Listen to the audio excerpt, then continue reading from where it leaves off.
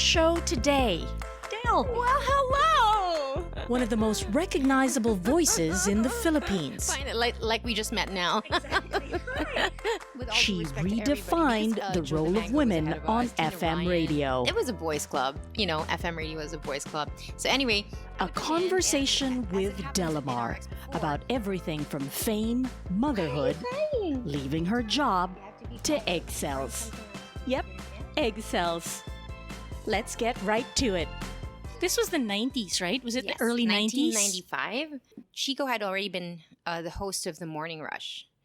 When I came in, it was really his show to begin with, but I was his newscaster. So every time we would talk, we would always fight. We would end up fighting. Actually, this is how it happened, according to me.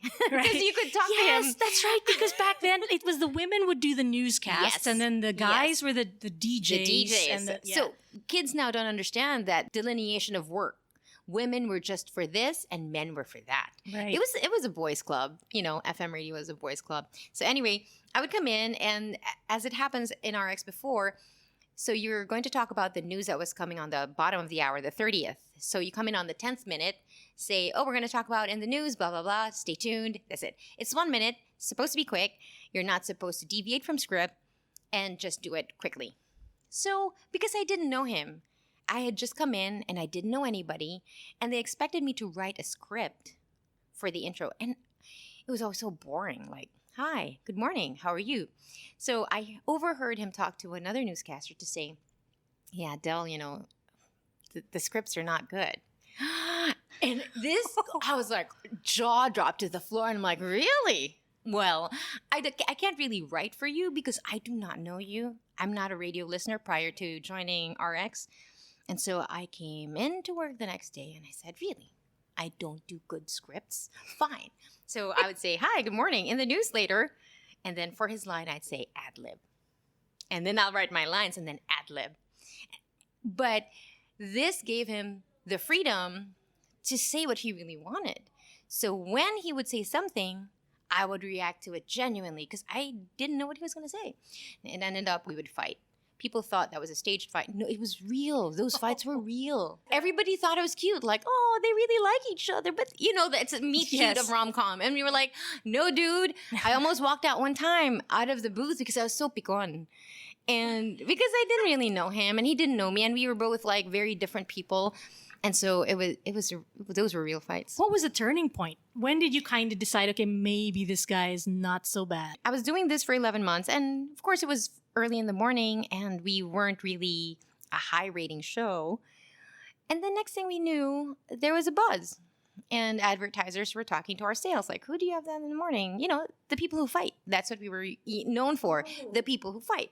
And then all of a sudden, everybody was interested in placing commercials on that show. And then kids loved dropping by. Then the show finally got its traction and started growing. And more than anything, it's really the listeners. They're crazy people, crazy, interesting, smart people who make the content of the show what it is, which is really funny because they're funny. It was known for being very funny, Yeah. very smart, without stooping to a level that might have been seen as, you know, degrading humor, which many shows did kind of stoop to. But you guys never really did that. No, I guess it was the way that we really talked to each other. It's real. It was very representative of who we were as people. Also, we would come on the show and we wouldn't know how to feel about a certain topic. But as we are talking about it, it becomes more clear how to feel about it, how to approach this. And at the time when we started, it was the LGBT community. It was, it was starting to be talked about, be accepted, and we were all figuring things out. And that was the great thing about the show. It wasn't just fun, although it was, but there was, for me at least, there was a lot of self-discovery that was happening in real time. It sounds almost like it was group therapy. It was like... For sure, because I talked about family problems. We did. On air, ladies and gentlemen. Yeah. Like, I would always say, like, I was, like, really just a horrible kid to have around. And so stuff like that. Nothing about them. Okay, so it was but more it like was really me, because I have a rich inner introspection monologue and- as a child. You started out doing the news. Was that because you were a journalism major? Was that what you wanted to do? How did you end up even doing news on radio? It was funny because, okay, so I was a history major. Okay. So I thought I was going to be a lawyer because I come from a family of lawyers. So I thought it was a foregone conclusion. And then I was like, not really feeling it, but okay. Sent out my resume. So my friend whom I met in another station where I started out as a student jock told me, hey, what are you doing? I go, nothing. I just graduated on nothing. I'm waiting. And he said, why don't you come in? We have a newscaster who's leaving for this date, so maybe you can fill in for her. I said, yeah, sure. Are they going to pay me? And they said, yeah. Okay, I'm in. It was supposed to be just a summer job. And then slowly, because of the rapport that we were building on the show, they just decided after 11 months to have me like a jock position. So it was like Chico and Del, equal footing. You don't just come in once or twice an hour. You're in it from 6 to 10. Did he resent you in any way for that? Did it feel like you took half my show, girl? Was it any of that? Like, no. I think we knew that. No, we didn't know what it was going to be. The show that it was going to be. We had no clue. We just knew that it was fun. I mean, it was exhilarating.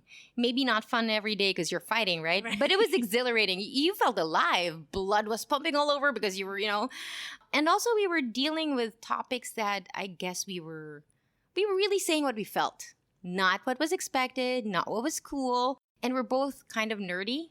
So we would, but this, what about that? It was like the nerds. And so show of strength. Yes, like I know this, but do you know that? So no, I don't think he resented it. I think we knew that there was something. We didn't know what it was at the time, but we knew there was something. It was fun. Were you guys prepared for what it became? Because then one day you guys were just on like billboards along the main highways. Right.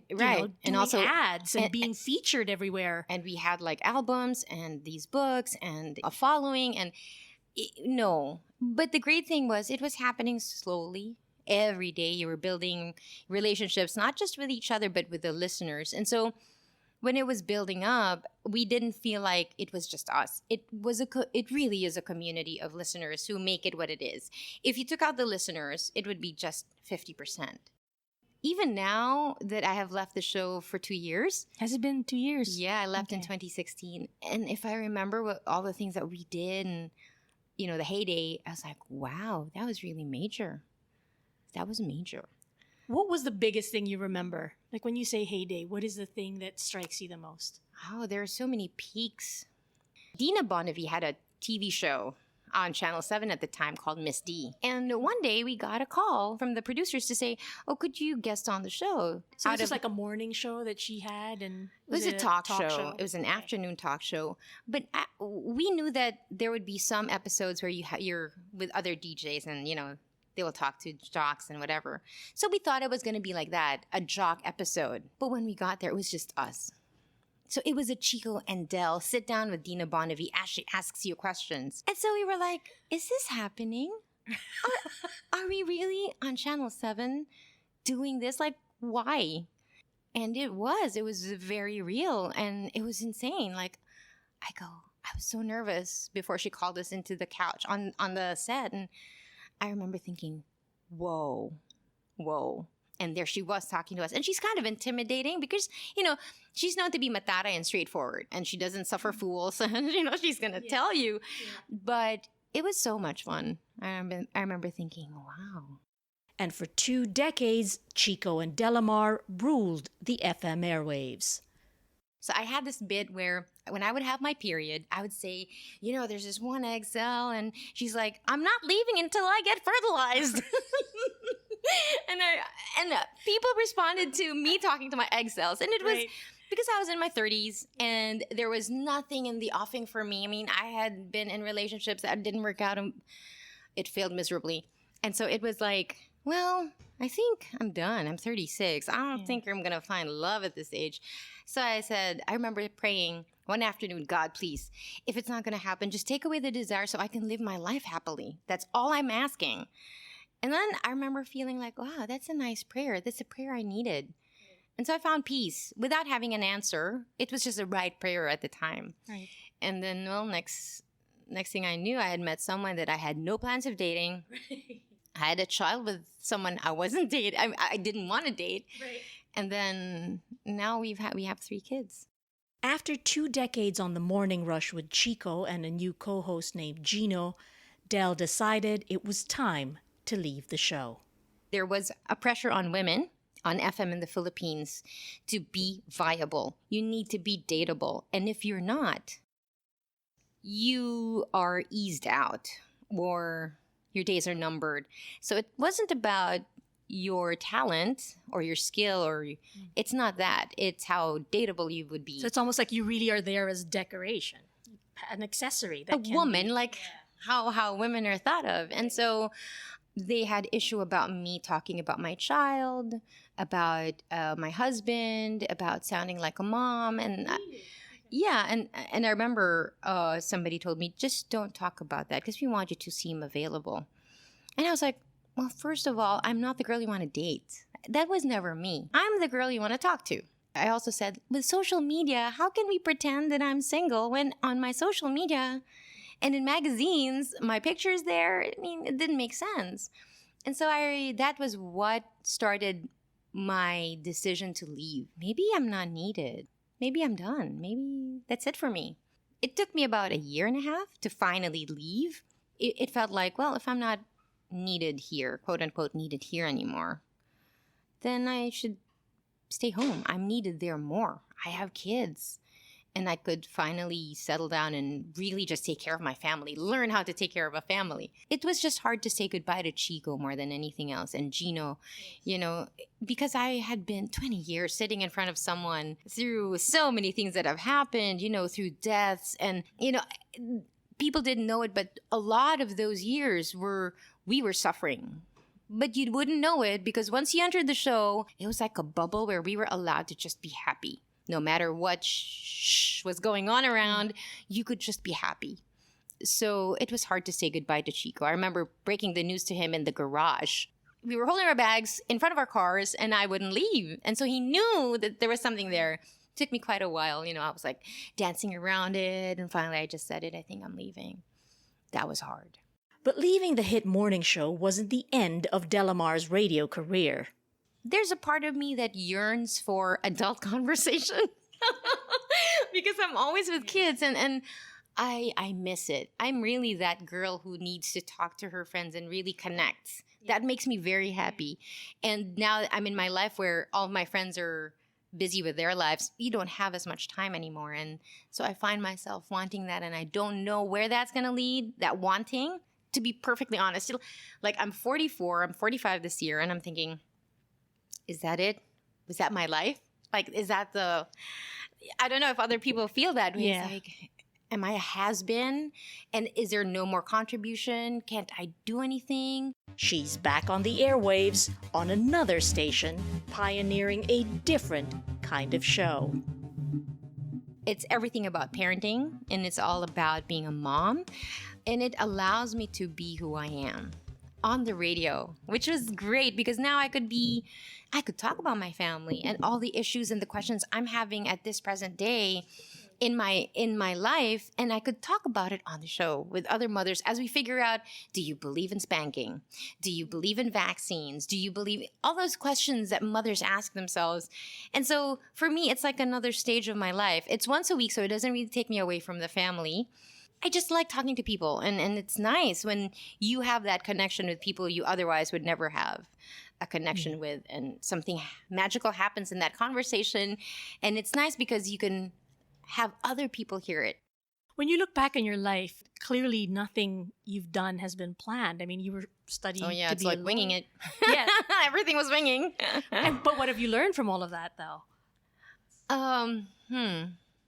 I think that life is so unpredictable. You really have no idea where it's going to bring you. And I learned this from Celine Dion. I watched her in Vegas this year. And she said, you have to learn to be happy in every circumstance of life.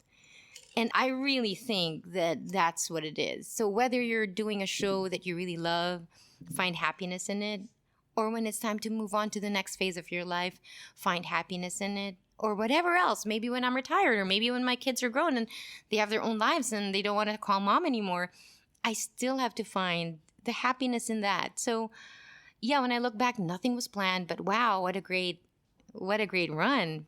so far, because I'm still only just 44. I hope I still have some time. It's transitioning, right? Has that made it easier for you to transition from one phase to the next? What Celine Dion said, you have that mantra constantly playing in your head. Has it been easy to keep finding the joy in wherever you're at? For me, like, it's so insane right now. A certain moment with my children is just, it fills you with so much love and happiness down to a cellular level. It seems almost crazy. Like, your child holds your hand as you cross the street and you're like, oh my God, life is good. I'm in that moment in my life. So in as much as I yearn for outside conversation, adult conversation, being able to go out with no responsibilities when you need to go home, stuff like that. Although I yearn for times like that, I know that I am where I need to be at this time. I just don't know where I'll be in the next 5 years, next 10 years or something. But so far, life's been good with the surprises. You just got to learn to roll with it. But it hasn't been all joy and laughter. Del and her husband also lost a daughter, barely a month old.